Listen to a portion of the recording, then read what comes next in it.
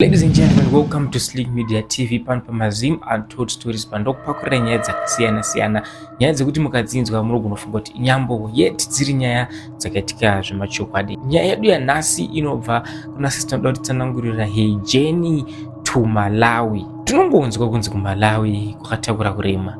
Kumalawi vanobata tsotso, kuMalawi ndokune zvese. Sisi doda kunyatsoritsanangurira kuti rwendo rwavo vachipinda muMalawi zvavakasangana nazvo zvese zvaityisa kusvika pavakaenda kunopaka paguva. Asida kukupedzerai nguva, akukusiyai muchinyatsonzwa nyaya iyi zvakafamba sei, zvakatangira kupi, ndepapo pakazotanga kusangana nezvinhu zvaivakatyamadza. Up to now nyaya iyi inotovatyisa kuti saka pepa ichi chaimbonyatsoitika.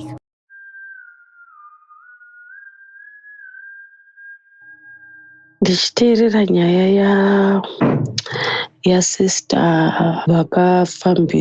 vakafamba nababa vavo vakafa kare kare, and also yamukoma vekuZambia. Ndabva ndafunga rwendo rwatakaita tichienda kuMalawi.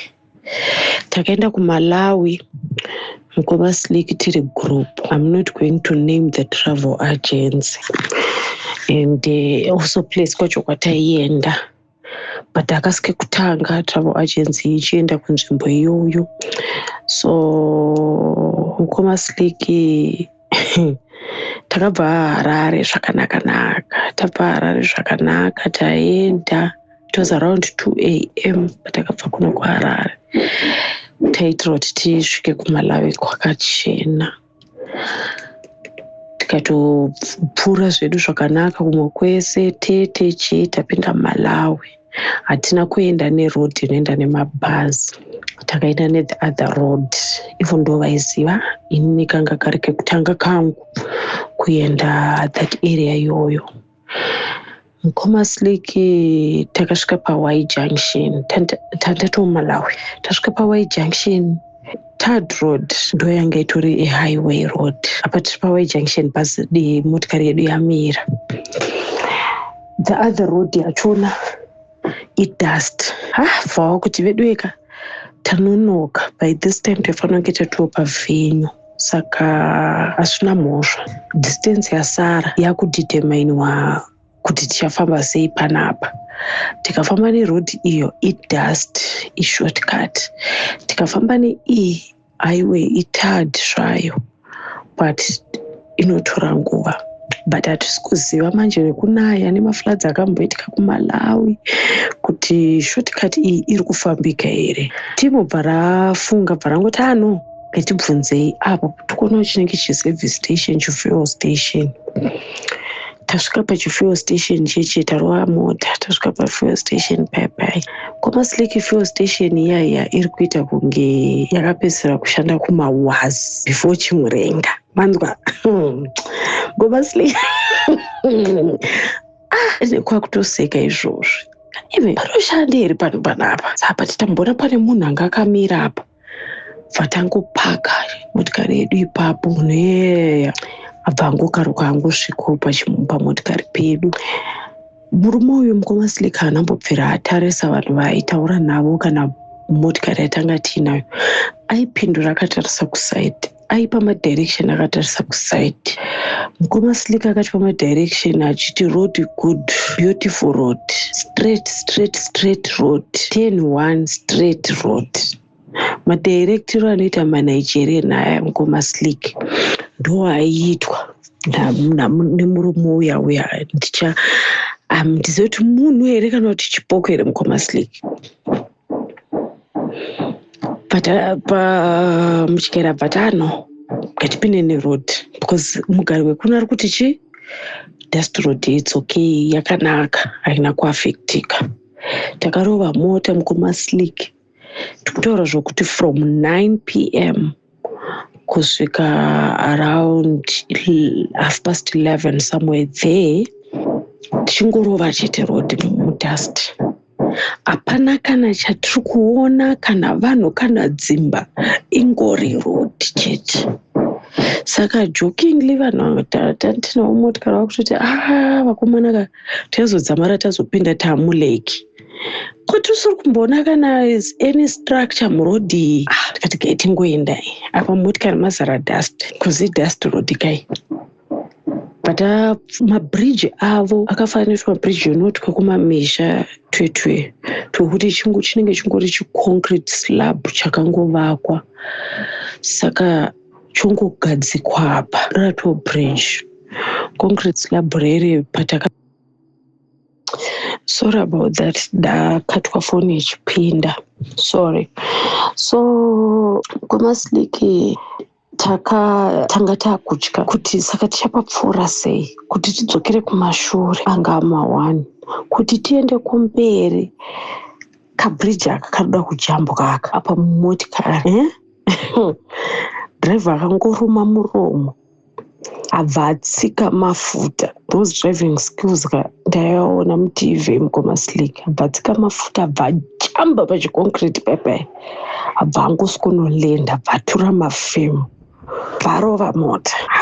Road yanga ichinzi beautiful road, nice road mukomasliki panga pakaipa kunodai kucheuka kuleft kudai so makuva mukomasliki kucheuka kuright makuva mukomasliki tanda kufamba pakati pemakuva manzwa apa takunzwa mheno chimwe chimhepo so chimwe chisaundi changa chapa that area yoyo saka driver bvati urei kwatakutonosvika ndofunga takutosvika because road yatakuenda iyo apo pane malights pane tumalights twangoti kuita kunge tasvika handizivi kana makambona manigerian movies izvozvo zvinoitika manheru zvekuti apa pane light masvika kudzimba saka ndozvatakaona tese tikati at least takuona malights nyamba takamira panzvimbo 1 mukomasliki panzvimbo 1 ndopatakamira mafuta ari kutsva tiri kufamba isusu taiti tiri kufamba but tiri panzvimbo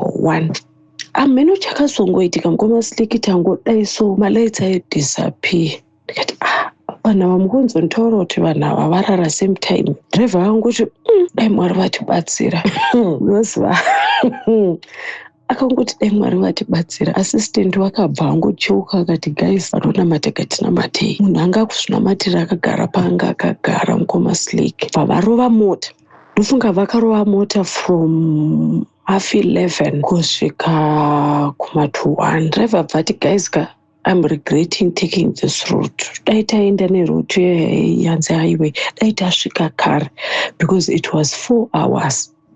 Iyi kai yato the longest because kwatiri kuenda kwacho chatoziva kuti tiri kuenda kupi tichadzamara ameno Mwari ikoko ameno zvokuti anga kungodriver akungoti ameno of which the distance yakubva pataona chigaraji chechi kusvika area yacho according to zvaibuda paGPS and ivo maziviro avaiita sevanhu vakambouya more than 3 times that area.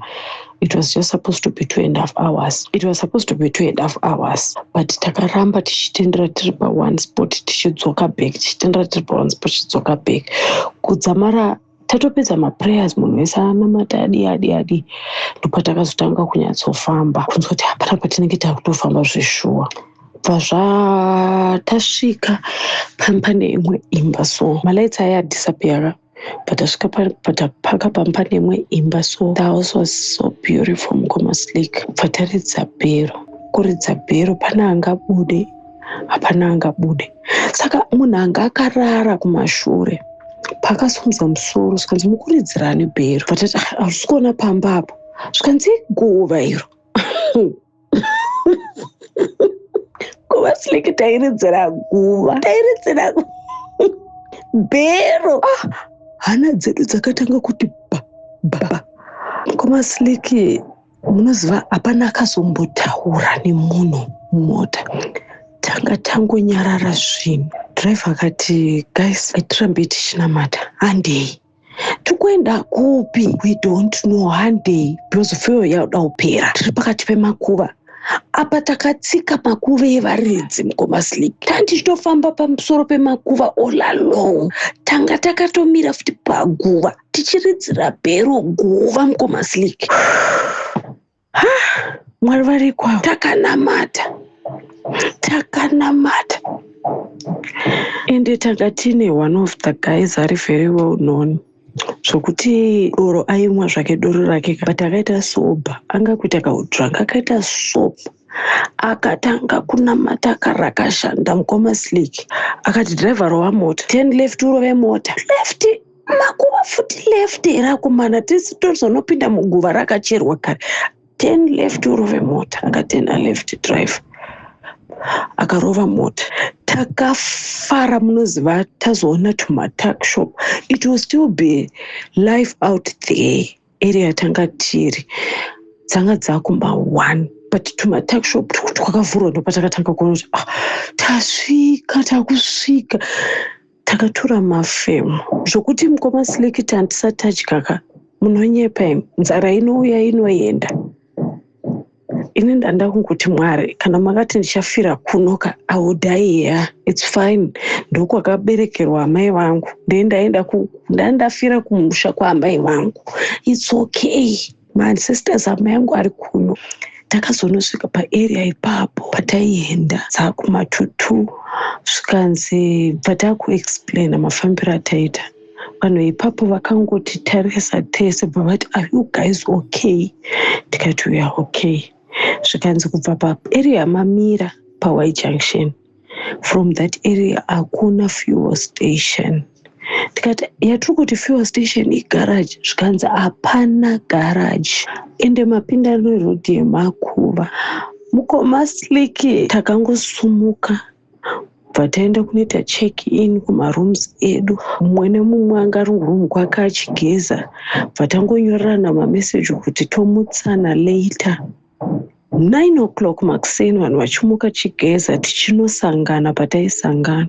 takangotarisana tikati takadhairektwa nechipoko tikafamba mudzimba dzechipoko tikaridzira bhero imba patiriri guva rechipoko patanyarara pataita maactivities edu wikida because we were spending a wikida tadzoka mukoma Slick ndakunaretera vanhu pamba mukoma Slick kunanahirwa kwandakaitwa nevanhu munoziva kuti auseka hauite sei ndakutoseka nawo kuti saka shuwa takatoona chipoko and we could munoziva mukoma Slick ukazvonhingirikinaka haukwanise kusensa at that moment kuti no izvi zviri abnormal haukwanise kuzvipika at that moment the short guy watakaona anga ari chipoko because haanambopfira acheuka munhu iyeye chinhu ichocho whatever mukoma Slick uchitaura nemunhu unotomutarisa kumeso motomhoresa akamhoreswa anambodaira how are you my friend you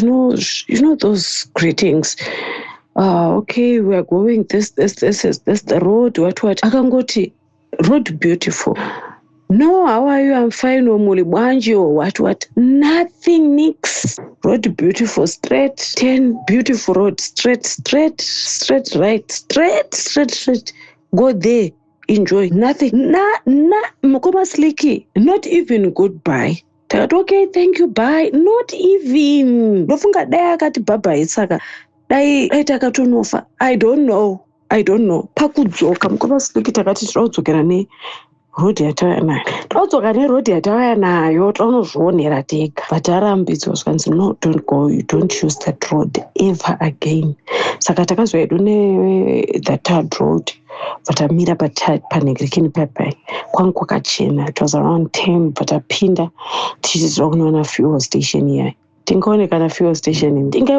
station imi mukoma Slick fuel station wakandiisa kupi unondizivira kupi kubvunza ngori papapo kuti apa pambasina fuel station here zvikanzi gore ripi munoziva uchibvunzwa nechembere kunzi igore ripi rawakambona fuel station kuti takapfuura repanapo last week tikaona fuel station mukaenda nerodhi ipi zvikanzi ime from 1 kilometer from there kunosvika uko makuva chete saka ifuel station pepa kaona makafamba nekupi patakuexplain zvikanzi magogweyo vakangoti abva vatanga kutaura nechichewa vachitofamba vachienda magogwe ivavo that was our our road yekuenda kuMalawi zviriko Mukoma Slick zvinowanika zveshuwa, and until now munozoti ndikangofunga that trip yoyoyo kuenda zvinozobrashwa hazvo sometimes nema-activities atakazoita and all stuff, but road funga pfungwa dzekuti mafambiro atakaita pakuenda ndigaye kuti zvechokwadi saka takadirectwa nechipoko kupinda mumakuva. Zvakaoma Mukoma Slick. Saka zvine zvimbonyazofamba sei? Unoona kunzo kwakataura urema. Zvandogara ndichiudza vanhu panapa kuti tingade kuramba kuti hakuna chinhu zvakadaro, hakuna chinhu zvakadaro. Yes, ungazvirambe just because usati wasangana nazvo, asi kune wakasangana nazvo nyaya idzi hadzifedzi akabuda mumusoro, nyaya dzekuti havambofa vakadzikanganwa. Apa sisi vatotaura kuti saka imagine akatibhabhaisa pakatovaperera vese, but vakangwenzende neuku. Kokuzonzi enjoy. Anyway, this is Slick Media TV pano paMazim Untold Stories. Kana une nyaya yaunoda kutipakurira usatye kutibata pa 0777 448 050. Until next time, zasa.